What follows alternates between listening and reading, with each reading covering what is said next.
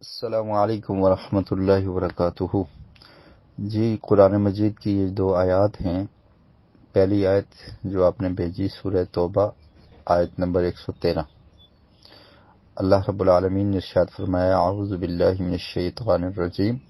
ما كان للنبي والذين آمنوا أن يستغفروا للمشركين ولو كانوا أولي قربى من بعد ما تبين لهم أنهم أصحاب الجحيم،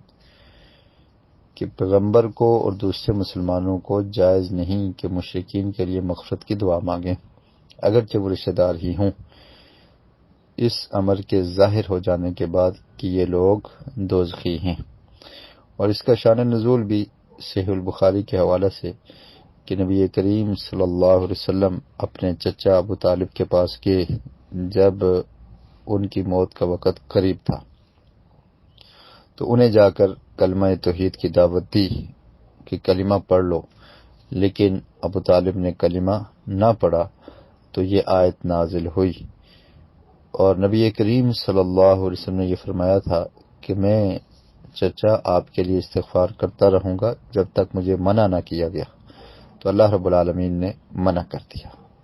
دوسری آیت جو یہاں پر آپ نے بھیجی ہے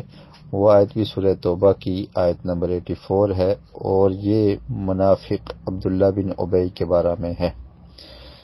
وَلَا تُصَلِّ عَلَىٰ أَحَدٍ مِّنْهُمْ مَاتَ أَبَدًا وَلَا تَقُمْ عَلَىٰ قَبْرِهِ إِنَّهُمْ كَفَرُوا بِاللَّهِ وَرَسُولِهِ وَمَاتُوا وَهُمْ فَاسِقُونَ۔ نبی اکرم صلی اللہ علیہ وسلم چونکہ رحمت للعالمین ہیں، تو جب عبداللہ بن ابی فوت ہوا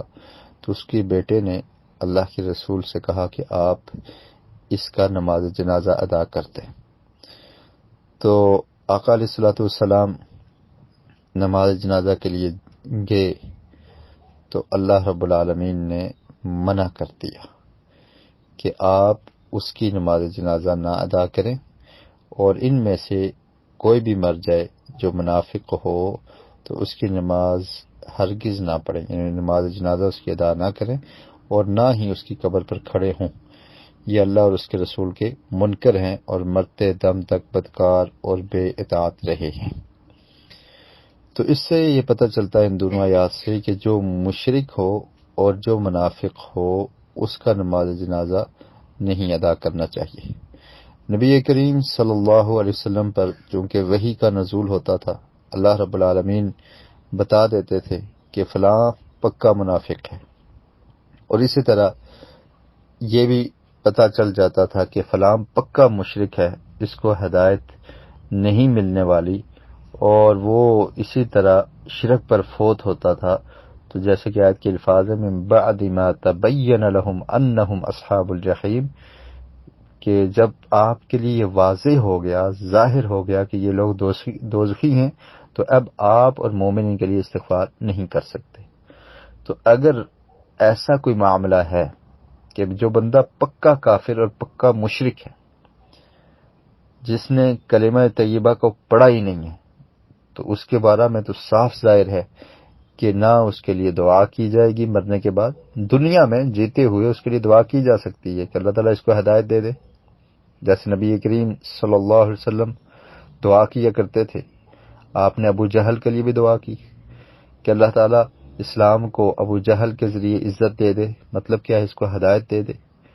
کافروں کو دعوت بھی دیتے تھے، ان کے ساتھ کوشش کرتے تھے، ان کو تبلیغ کیا کرتے تھے، اور ان کے لیے اللہ سے دعائیں بھی کیا کرتے تھے۔ لیکن جب وہ کفر کی حالت میں ہی فوت ہو جائے، شرک کرتے ہوئے فوت ہو جائے، تو پھر اس کے لیے استغفار کرنے سے اللہ رب العالمین نے منع کر دیا۔ لیکن اب ان آیات کو، جیسا کہ آپ نے دیکھا کہ پہلی آیت ابو طالب جو پکا کافر اور مشرک تھا، جس نے یہ زبان سے اقرار کیا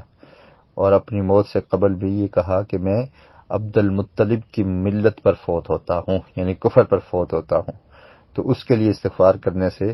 اللہ رب العالمین نے منع کر دیا کہ صاف ظاہر ہو رہا ہے کہ یہ شرک پر اور کفر پر مر رہا ہے۔ اور عبداللہ بن ابی، اس کی شرارتیں اور اس کی منافقت سب پر واضح تھی، تو اللہ رب العالمین نے منع کر دیا۔ اب ان آیات کو ہم مسلمانوں پر کہ جن میں گناہ پائے جاتے ہیں یا جو لا علمی کی وجہ سے شرک میں مبتلا ہو جاتے ہیں، ان پر ہم اس آیات کو فٹ نہیں کر سکتے۔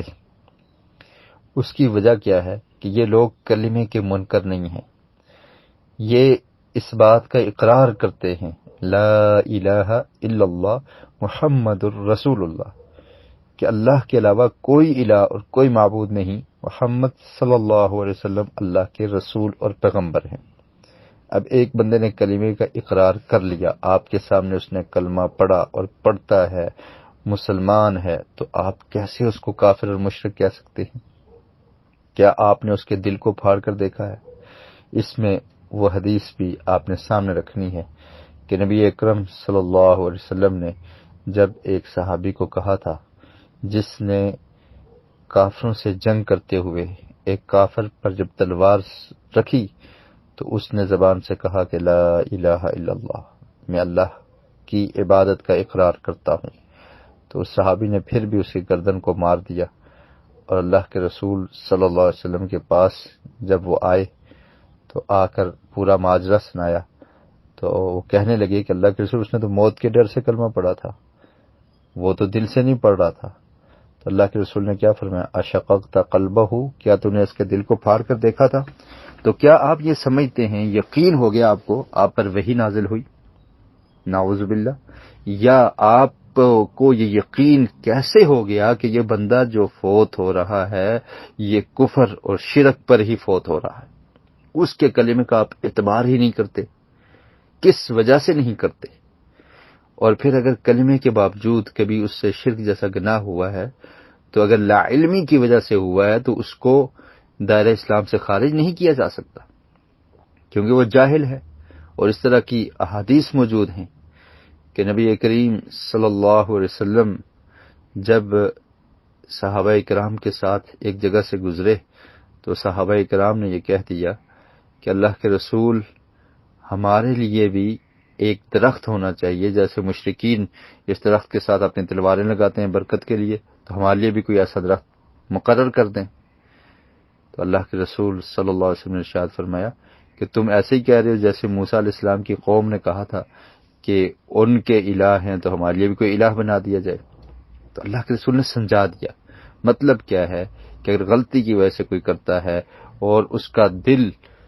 کفر پر مطمئن نہیں ہے تو اس پر کفر کا فتویٰ نہیں لگے گا، بلکہ جو شخص کفر کا فتویٰ لگاتا ہے اسے اپنے ایمان کی فکر کرنی چاہیے۔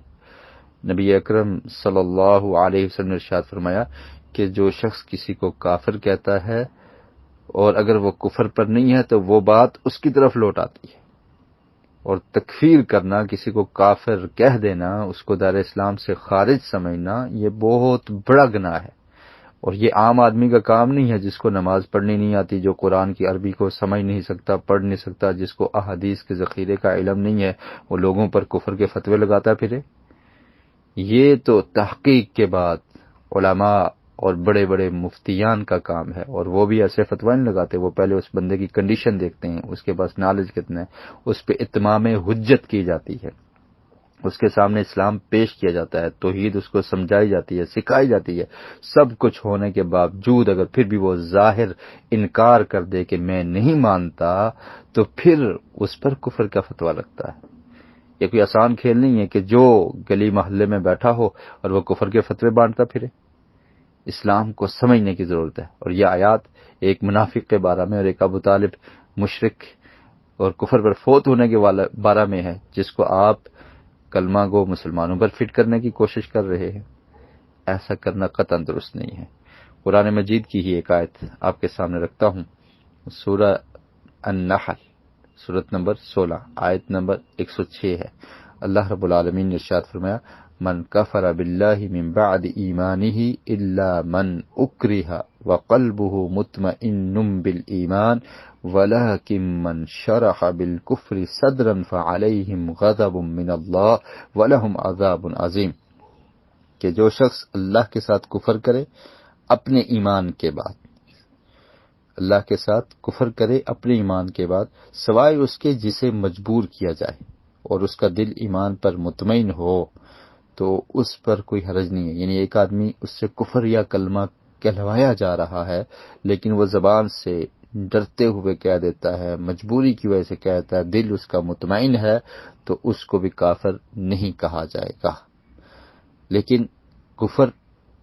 کا فتویٰ کس پر لگے گا؟ کافر کون ہوگا؟ وَلَٰكِن مَّن شَرَحَ بِالْكُفْرِ صَدْرًا، لیکن جو کفر کے لیے سینہ کھول دے، یعنی دل سے ہو کر وہ یہ کہتا ہے۔ تو کیا یہ لوگ دل سے کہتے ہیں کہ ہم اللہ کا انکار کرتے ہیں؟ کیا ان کے دل میں اللہ کی محبت، اللہ کے رسول کی محبت موجود نہیں ہے؟ کیا یہ لوگ دین اسلام کے لیے اپنا سب کچھ لٹانے کے لیے تیار نہیں ہیں؟ جہالت کی وجہ سے ان تک علم نہیں پہنچا، جو علماء کی ذمہ داری ہے کہ ان تک پہنچایا جائے، جو لوگ سمجھتے ہیں ان کی ذمہ داری ہے پہنچایا جائے، ان کی عقائد کی اصلاح کی جائے۔ لیکن یہ طریقہ نہیں ہے کہ اگر کوئی جاہل ہے، کوئی لا علم ہے یا تعویل کرتا ہے کہ میں اس کو صحیح سمجھتا ہوں اور یہی صحیح دین اسلام ہے، تو اس کو سمجھانے کی ضرورت ہے، یہ نہیں کہ آپ اس پہ کفر کے فتوے لگا دیں۔ تو یہاں پر کیا فرمایا؟ من شرح بالکفر صدرا، جو دل سے سینہ کھول کر، سینے سے، دل سے یہ کہتا ہے کہ میں اسلام کو نہیں مانتا، میں توحید کو نہیں مانتا، میں شرک کو ہی درست اور صحیح سمجھتا ہوں، تو پھر ایسے شخص پر فعلیہم غضب من اللہ ولہم عذاب عظیم، تو ان پر اللہ کا غضب ہوگا اور ان کے لیے بڑا عذاب ہے۔ تو اس لیے قرآن مجید کی تمام آیات کو سامنے رکھیے، احادیث کو سامنے رکھیے، تو یہ بات آپ کے لیے روز روشن کی طرح عیاں ہو جائے گی۔ آپ سمجھ جائیں گے کہ کسی پر کفر کا فتویٰ لگانا یہ کتنا بڑا جرم ہے۔ تو اس لیے دین اسلام اس لیے نہیں آیا کہ لوگوں کو جن نے اسلام قبول کیا ان کو دائرہ اسلام سے خارج کیا جائے، بلکہ دین اسلام کا مقصد یہ ہے کہ جو غیر مسلم ہیں ان کو دین میں داخل کیا جائے۔ کچھ لوگ یہ سمجھتے ہیں کہ صرف ہم چند لوگ ہم ہی مسلمان ہیں، باقی پوری کی پوری دنیا اور اسلام کا نام لینے والے، اسلام کے لیے قربانیاں پیش کرنے والے، صبح و شام قرآن اور سنت پڑھنے والے، پڑھانے والے، نعوذ باللہ ان کو دائرہ اسلام سے خارج سمجھتے ہیں۔ تو ایسا کرنا قطعاً درست نہیں ہے، اور ان آیات کو پیش کر کے کسی مسلمان پر کفر کا فتویٰ لگانا یا اس کی نماز جنازہ نہ ادا کرنا یہ قطعاً درست اور جائز نہیں ہے۔ واللہ اعلم بالصواب۔